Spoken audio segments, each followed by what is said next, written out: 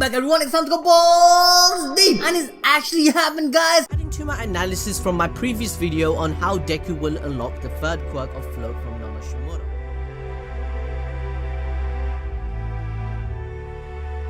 Another factor for Deku unlocking his quirks is for him to be able to control his heart, which will consequently force Deku to unlock Nana's float quirk due to extreme fear of losing everyone around him.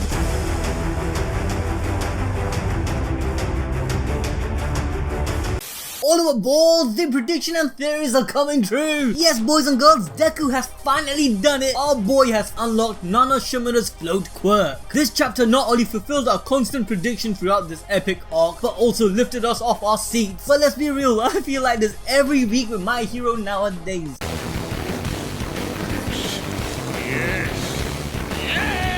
Honestly though, Horikoshi's writing is top tier, but sadly just the other day he did give us a ring and he sounded quite upset. He told us, "We're looking at anime balls deep," so revealing what's going to happen before I even illustrate it. Listen, it's not our fault that the balls deep prediction quirk is overpowered. My disappointment is immeasurable, and my day is ruined.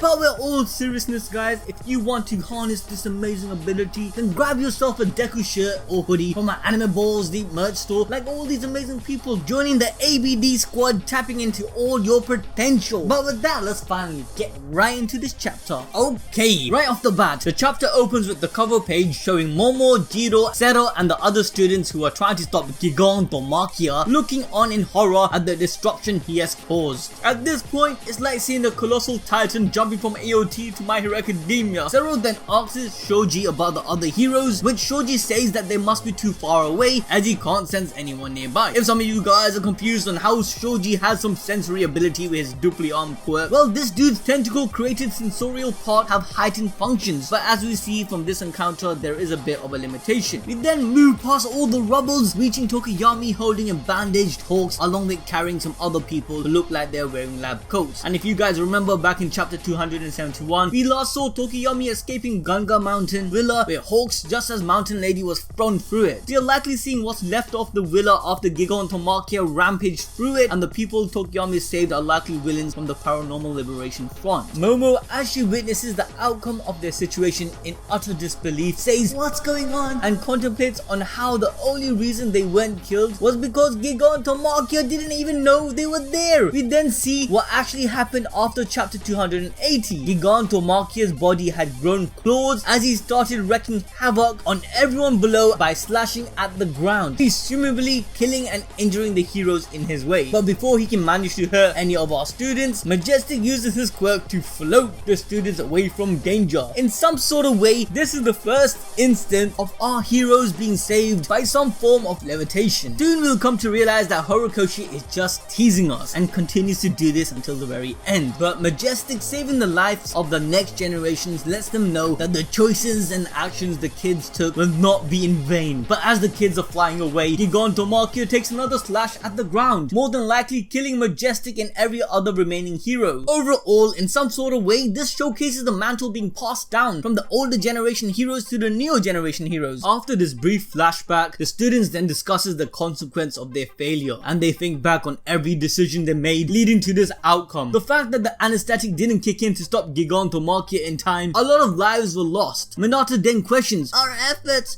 weren't actually wrong, were they? Just like the other heroes' actions." Then the following panel suddenly shows an unconscious Hawks. This paneling actually has a lot of meaning behind it, as Horikoshi might be trying to prompt the readers to consider if Hawks' prior actions of murdering twice was morally correct in the first place. To be a step ahead of the villains, Hawks had to blend the lines between good and evil. Even though Hawks recognized that Twice wasn't a bad person, but simply was a man with mental problems who needed a lot of help, Hawks still manipulated him for the greater good, which again is determined by the heroes. With this, a moral dichotomy between the heroes and villains slowly became blurred, turning what might have looked as though black and white into a grey line. But moving back, we then see Gigan Tomakia extreme destruction of the city that he was towering over at the end of chapter 282. Random villains are even seen running into the fray, looking as though they are enjoying all of the chaos chaos that has been brought forth, whilst the fleeing citizens are hit by falling pieces of concrete rubble by Gigantomachia's pure rampage. We also see a glimpse of the League, including Darby, Toga, Compress, Spinner and Skeptic, who are all fine as they hold on to Gigantomachia. Through all this madness, the crazy ass doctor even goes on an outburst, ranting on along the lines that in the end all of the heroes' efforts were worthless, and even questions President Mike, isn't that right?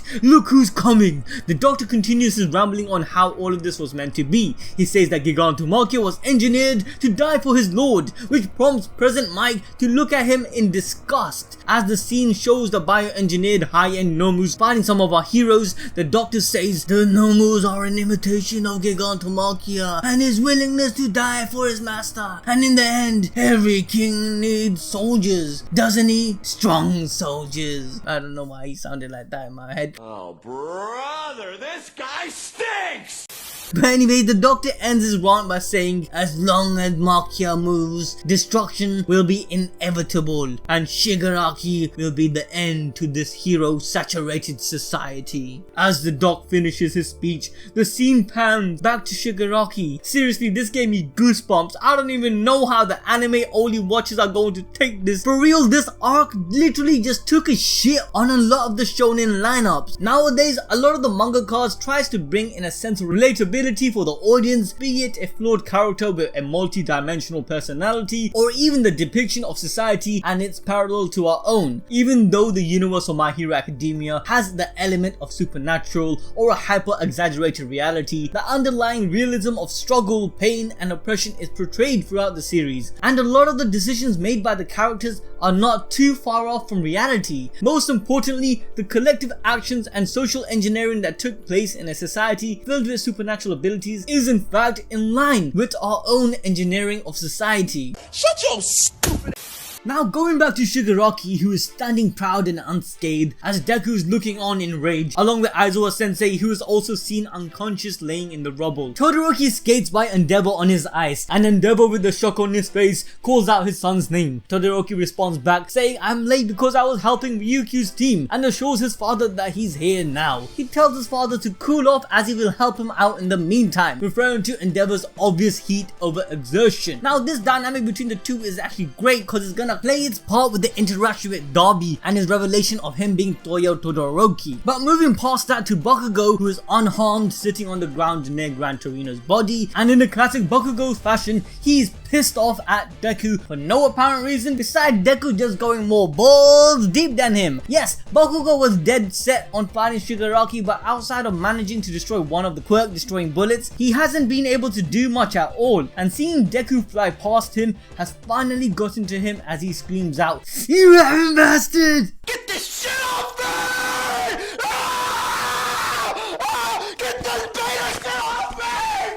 If you guys saw our Bakugo video, you'd know already that Bakugo, more than anything, hates being seen as weak and unable to do anything. Bakugo was captured by the League of Villains before, during the training camp arc, and still wants to prove that he's gotten stronger by winning this battle. But he just hasn't gotten the chance to prove anything, as he's just outclassed in the terms of power in this fight. And I think he might not even be too angry at Deku, but more so on himself for not being stronger. We then see Rocklock and Manuel attending to Aizawa trying to stop the bleeding from his leg. Rocklock turns to Deku and tells him that he has to get out of here, but Deku firmly says, I will never. And honestly guys, Deku looks extremely pissed off at Shigaraki, but Shigaraki ain't playing around either, as he finally gets ready to decay everyone to the gulag, yelling, now die. But as he's about to place his hands on the ground, he's interrupted as a massive gash suddenly appears across his chest with blood gushing out. Shigaraki yelps in surprise as he looks down on himself in horror. It looks as though Shigaraki's body is falling apart. As the audience, we know why. Even a while back in our chapter 274 review, we mentioned Shigaraki is not fully complete, and the effect of this incompletion will be detrimental to the hero's escape or momentary victory. However, in Shigaraki's perspective, after he wakes up from his dreamlike state with All For One, he believed that he had fully gone through the process to turn him into the overpowered beast he was promised to be by the doctor. So instantly, he recollects checks himself and isn't phased for long, as he quickly assumes that this is completely normal because he's putting a strain on his body by surpassing his limits. But then he realizes and thinks to himself about how it's strange that his regeneration quirk isn't activating right away, which finally prompts Shigaraki to ask a really strange question to Deku. Hey, what's today's date? And while this might seem like a pretty out of nowhere question to ask, it's fairly important. In chapter 246, the doctor tells Shigaraki that the operation to get the full power of All for One will take 4 months. So it's safe to assume that Shigaraki has finally worked out that he was woken up a little early from his nap time. And guys, the fact that Shigaraki isn't at full power will give the heroes the chance to escape. Or now that we know that Shigaraki's body is starting to fail, there's a chance that Shigaraki might be the one forced to retreat. Either way, both options will give time for Deku to learn how to use all of One for All's quirk and give the heroes enough time to depend on Eri mastering her own quirk, which will play a fundamental role in the victory for our heroes. Furthermore, when Shigaraki's body is pretty much ripped apart, we see Deku finally work out a battle plan to fight Shigaraki. He thinks back to how Gran Torino said that Shigaraki was given One for All and deduces the shit out of this like he's some sort of detective. Yes, my guy literally Sherlock Holmes that Shigaraki's body can't keep up and handle the power of the quirks, just like how his own body can't handle One for All. We legit see a flashback to all the time Deku body broke down by the strain of his quirk, which kind of plays as a parallel to Shigaraki's newfound power, along with their overall progression, as both of them were given their ability by their mentors, where they are now fulfilling their legacy. And for those who got lost onto why Shigaraki is incomplete and the real reason his body cannot keep up with all the quirks, Horikoshi kindly added a flashback of Midoriya busting open Shigaraki's container,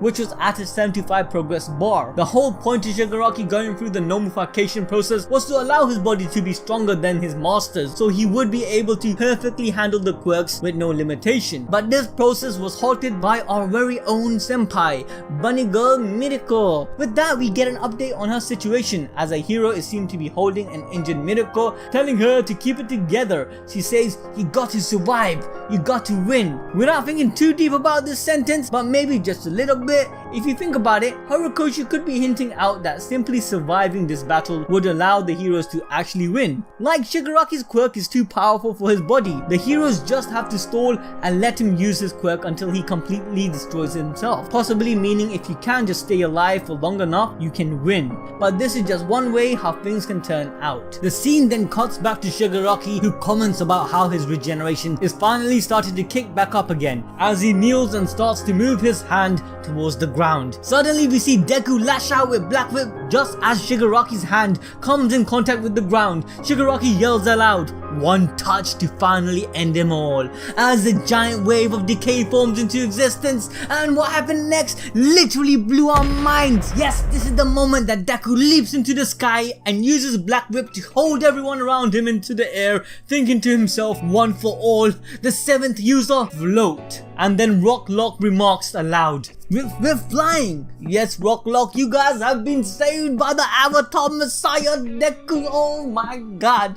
Seriously, this is such an emotional scene because we were all waiting for this to happen, and it happened. Seeing something like this materialize honestly just makes everything worth it. Our Gramps Gran Torino is also seen to be alive but heavily injured. He starts remembering his time flying alongside Nana as she used her float quirk. He smiles to himself saying, "Nana Shimura's quirk?" Now this obviously must feel so nostalgic and emotional for him as well. Deku then appears in front of Shigaraki telling him, "Yeah, you're right. We are ending this right here, right now, my boy." Now if you guys remember, we theorized this months ago and even have a prediction in place about how the heroes will escape and the resistance arc which will follow this up. If you want to learn more about these theories talking about the end of My Hero Academia, be sure to check out this playlist on the screen right now or in the pinned comment section below. Anyway guys, in the end Deku finally unlocked Nana's quirk, and like we mentioned in the last review and in our videos about Deku unlocking all of his quirks, more than likely Deku's emotion and spirit matched Nana's. This ultimately allowed Deku to complete his objective objective which was in his mind. Remember that the quirk of the vestige comes into play when the user is really in need of it, just like how Black Rip was unlocked. We mentioned this time after time how Nana's quirk, saving everyone from her grandson's decay, is not only a counter but also a redemptive representation. Even after death, Nana is trying to redeem herself for her own failures. Yes guys, the vestiges are alive in some sort of way. This is some Harry Potter, Voldemort, Horcrux type of shit. The fact that Gran Torino started feeling Nana's presence is evidence to this, because it's not just her quirk but the spirit behind it. There is also a possibility that if Shigaraki ever gets his own redemption moment, Nana's vestige might actually come into contact with him to facilitate his progression away from the darkness and back into the light. Ultimately guys, this chapter fulfilled our prophecy and prediction on the float being the counter to decay, and again there are two ways the series can go, one with the time skip and one without. Honestly speaking, a time skip makes a lot of sense. Now guys, that's the end of this review. Make sure to smash that like button, hit the bell, buy our merch. Until then, I'll catch you lot till next time.